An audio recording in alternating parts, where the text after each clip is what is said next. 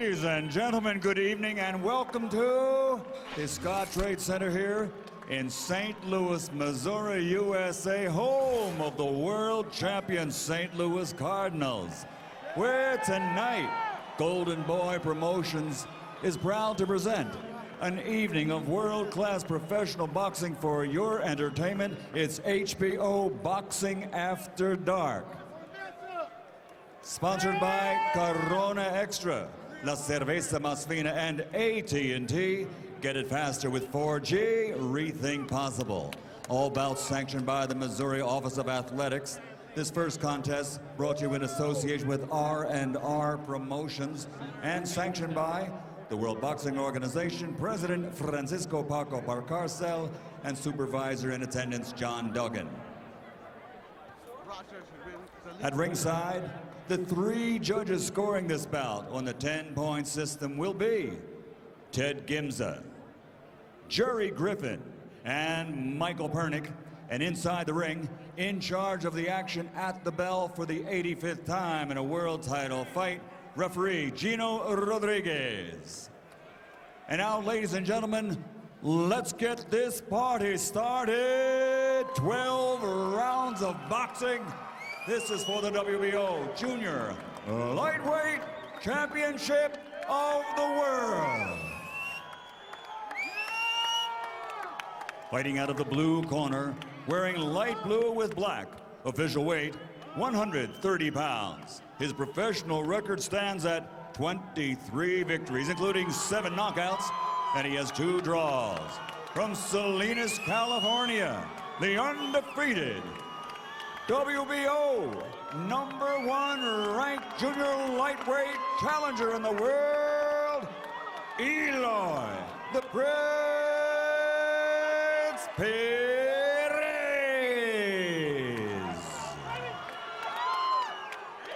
And fighting out of the red corner, wearing red with green and white, officially weighing also at 130 pounds. A perfect professional record. 22 fights, 22 victories, including 18 knockouts.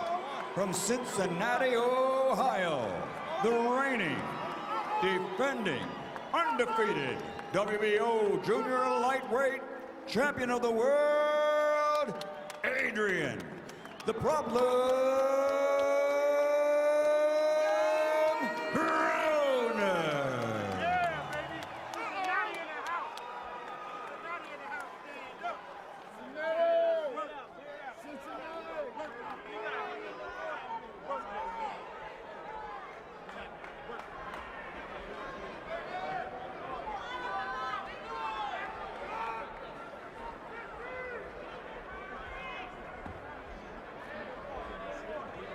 Eloy.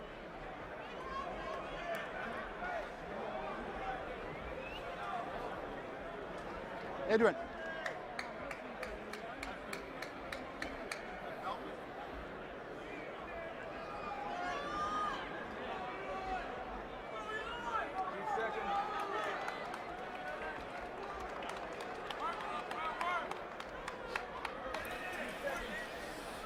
A lot of people in the Broner camp, including Aaron Pryor from Cincinnati, Okay, and now gentlemen, the introductions. You got your instructions. Obey my commands at all times. Protect yourself at all times. Good luck to you. Eloy Perez believes that Broner has fast hands but bad footwork because of a wide stance. But Roy, a wide stance means what? Means much more leverage and much more power. So even if he's right, it may still be a problem. It could be a big problem. Perez coming off 2 knockout wins. That's not part of his resume. He's been down twice in his career. Broner's never touched the canvas as we begin round number 1, scheduled for 12.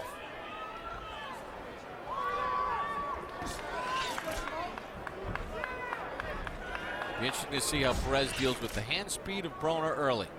Yeah, he's never seen nothing like it before. It's shocking because when you look at it on tape, it looks like one thing, but when you're in front of it, it really turns into something else.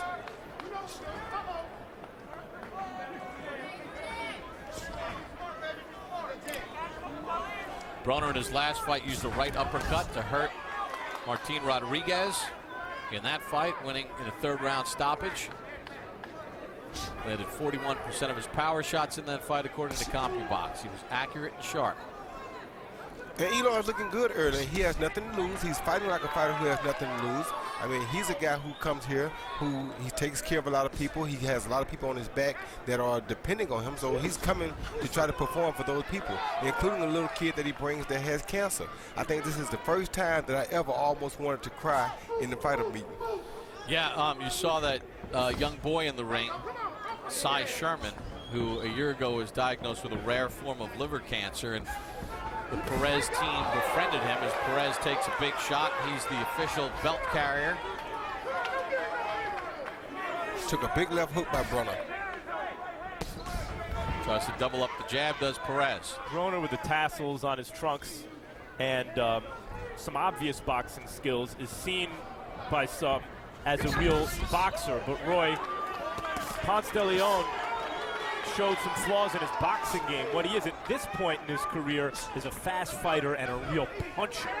Yeah, he's a very good puncher, definitely a very good puncher.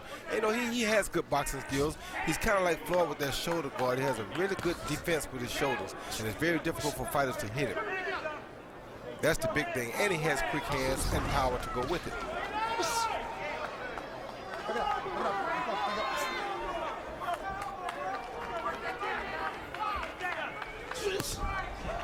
Broner reached and then slipped. Perez waited away from any danger. You've already seen that kind of shocking Broner power with that left hook about 30 seconds ago. You could see that came out of nowhere and it carried real force. But Perez took it really good. That's what's surprising. Because he's been down twice in his career, but he took a good Broner left hook. Now Perez puts together a combination and does attack the body of Broner as part of that. Perez didn't show up to lay down. No, not at all.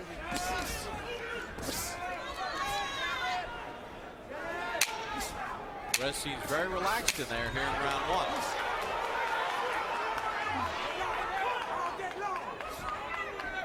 What you don't like is the taller fighter back and the shorter fighter up. And there is Cy Sherman, who's age 9. We had a chance to talk with him yesterday at lunch with his dad, Matt. And they've really befriended the Perez camp and vice versa. You can stay off to your right, but do me a favor. When he throws that shit jab, go right in, right off his jab. Carry that lead punch and step in hard with 2 of your own. If something else is there, take it. If not, reset. You got me? Got you. Keep that right side, okay? Be ready to get under that hook.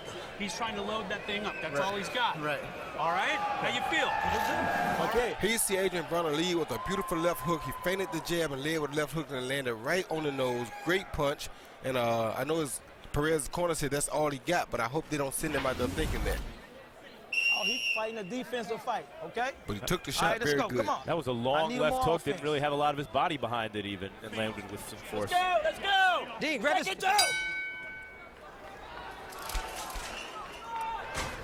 Again, round number 2. Broner landed 10 of his 42 punches in that round. 5 of them were power connects. It's a 6 of 41 for Perez. As I was saying at the end of that last round, is I don't like Perez backing up from Broner so much because Broner's the longer fighter. Eventually, if he continues to back up, he's going to run into that Broner right hand, and that might not be a good thing for Perez. This is going to be the problem that a lot of junior lightweights run into with Broner. He's faster than they are. He hits harder than they are. As you mentioned, he has some real boxing skills. He's younger than most of them. He's taller than most of them. He's a problem, as his nickname points out.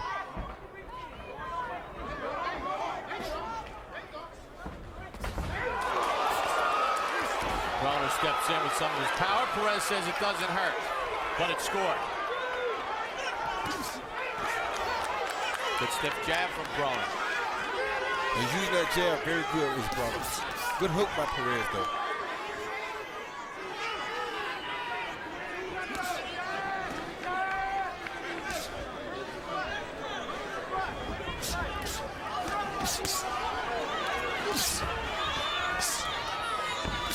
Perez fights out of the corner, gets away from some danger, trying to lob that right over the top and shake free of the clinching from Broner. Broner keeps that right hand right back home for defense after he throws it. The elbow tucked in. And he's very calm and relaxed right here. This is where you see a little bit of the experience factor. When a guy has been in this situation, he's always relaxed, even though it's not in his control completely right now.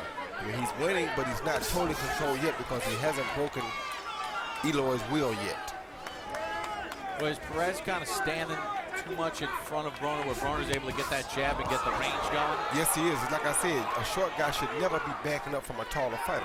This allows the taller fighter to use jab, and that's exactly what Broner is doing. Let's go. Let's go. Stop. And they're keeping the pressure on him by constantly stalking him. So it puts Eloy in a defensive position at all times, mentally and physically. So as you see, Eloy starting to breathe hard because he's not used to being in this situation.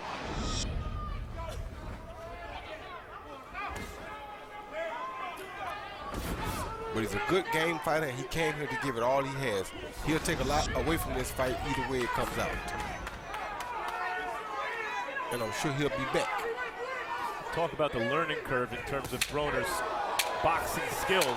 Well, they trade big shots. Broner's had a better effect. Perez hurt on a right to the ear. Trying to fight his way out at the end of round 2. Perez is a clever little boxer, and Broner's outboxed him thoroughly so far. Hey, I don't want no talking. No talking. No talking. Listen up. What we do when he come in, you understand? Uppercut, turn it on and stay on him, and don't rush the shots. Okay, you had him out right there, but you rush him. Okay, pick the shots he want to quit. Okay, you hear me? What we do, underneath. He's not going up top. He's too little. Let me talk. Okay? That's body. He's too high for the right hook upstairs. Okay. You got me? So throw the right down low. Okay. And come back with the left hook. Okay. And get out in more feints and more jabs and you're out of long range. He's just trying to walk you down, okay? Just walking it down. All right? Underneath. Okay? Let's go. Let's go.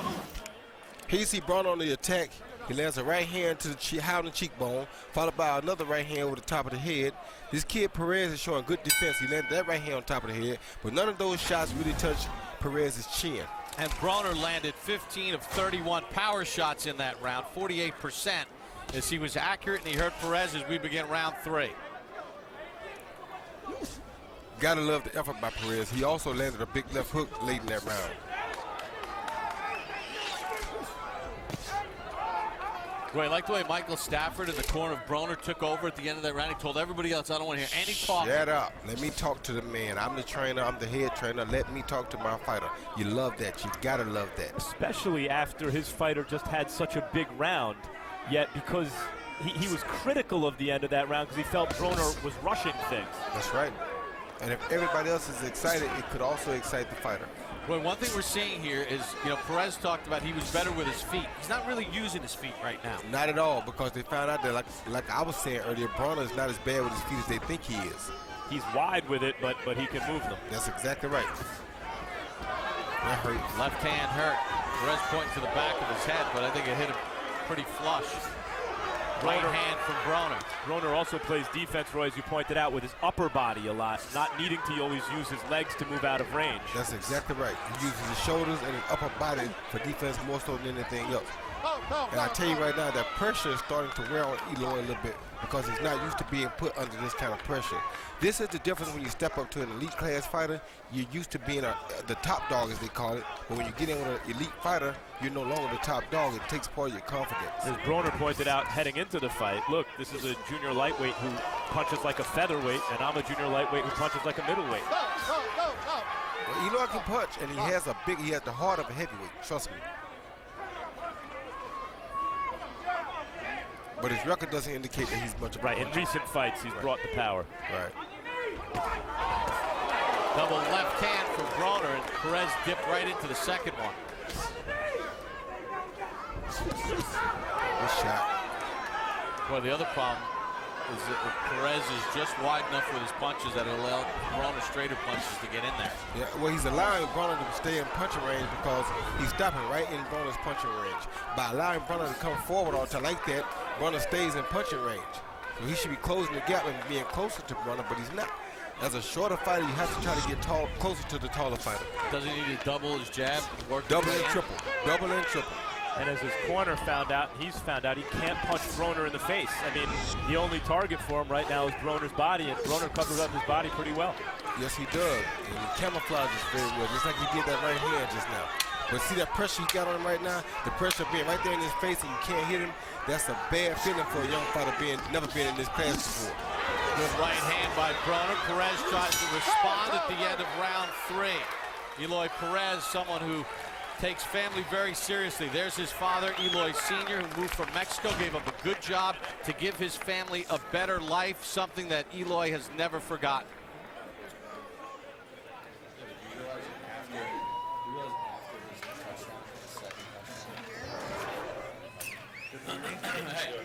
Hey, Eloy, nice to meet you. What's up?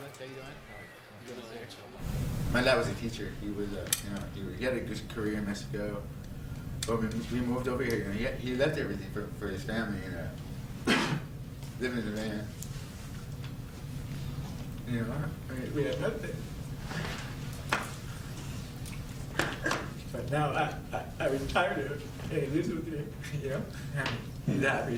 He's being a kid because of me. Use your footwork. Yeah, at one point, they lived in a trailer with holes in the floor, and he said, I've been able to retire my father and let him be a kid again, and I owe everything to him. And that's the kind of commitment that he has towards his family. As he begins round number 4, we welcome in Harold Letterman, our unofficial ringside scorer. Okay, Bob, let me ask you a question. Who do you know that beat Adrien Broner standing right in front of him? It's impossible. Eloy Perez is standing right in front of him for 3 rounds. 3-0, 30-27, Adrien Broner. I mean, he's landing the harder shots. He's the bigger puncher. He's walking the guy down. He's got a beautiful move where he throws a hard hook and he steps to the side so that when Perez fires back, Broner's not there. Watch that. That's absolutely fantastic, the way Broner does it. I love that step to the side because the guy's just not there. Roy used to do that. And as far as Max's tassels go, wait till round 11 when those tassels are heavy as heck with sweat, blood, and DNA. He's going to wish he didn't have them. 3-0, Broner.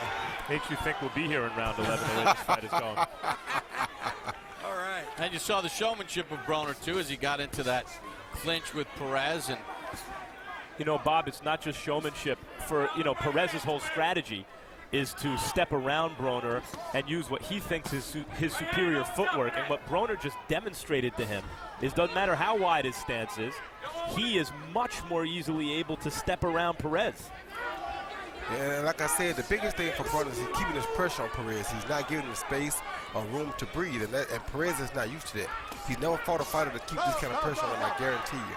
But hasn't Perez, Roy, in a couple ways complied by just staying right there and not doing something different? Yes, he has. By staying right there in the pocket, right in front of a big puncher, you don't do that either. But like I told you, this is why I say he'll take some great experience away from this fight. Broner's been coming to St. Louis since he was the age of 8. When he walked to the ring, Kevin Cunningham, who's the lead trainer for Devin Alexander, walked with him. He said, I got to walk with my nephew when he's in town. He's like a nephew to me. He's known him since he's a little kid. And he's developing a fan base not only in Cincinnati, but here in St. Louis. Good straight right hand, and down goes Perez. 2, 3, 4, 5. And he's not going to make it. That's a spectacular performance. Yes, it was. I know Perez doesn't have a lot of knockouts on his record. I know he's a smaller guy, but he's a skillful, world-class fighter. Broner just did whatever he wanted and knocked him out in spectacular fashion.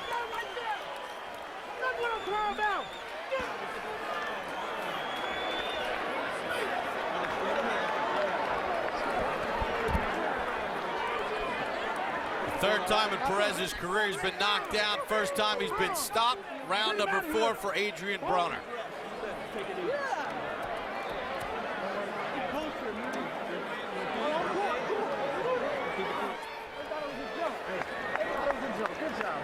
Roy, pretty impressive. Yeah, very impressive. Great right hand. You saw him setting the right hand up with the down feints early. And he finally caught him. I thought he was going to throw a jab down low and catch him with the right over the top, but he just gave him a feint down low and came with a straight right over the top, and it kind of ended matters. But take nothing from Perez. Eloy Perez will be back. Roy, let's take a look at the right hand that hurt Perez. You see the right hand coming straight. He feinted, got close enough to him, and hit him right down the middle with the right hand. You couldn't ask for a cleaner right hand. He had just feinted him and got that close with it right before that, and that's when I saw it coming. And there again, he saw a second one behind, almost like in the neck ear area, and that kind of finishes matters. But that first one is what did that right there. That one's what did the damage. Anytime an elite fighter can feint you and get that close to you, and as quick as Adrien Broner's hands are, there's no way you possibly can get out the way of that punch. And Adrien came in rapping, and he goes out dancing. Official time of the stoppage. Here's Michael Buffer. Ladies and gentlemen, the contest comes to an end at 2 minutes, 24 seconds of round number 4.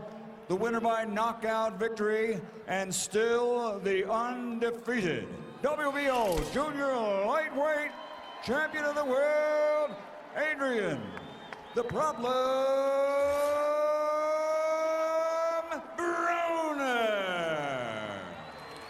Well, no problems for the problem against Eloy Perez, who suffers his first loss of his career. And there's Cy Sherman, the 9-year-old boy who has been a part of the Perez camp.